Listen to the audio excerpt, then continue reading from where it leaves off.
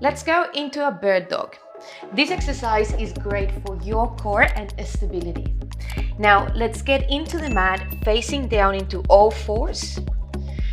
In this position, make sure that we've got your wrist under your shoulder and your knees under your hips, and that our back is straight like a table.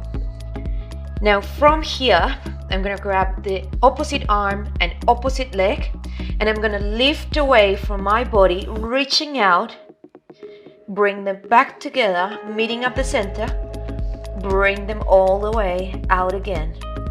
Now in this exercise, we want to make sure that we're not wobbling and going from side to side.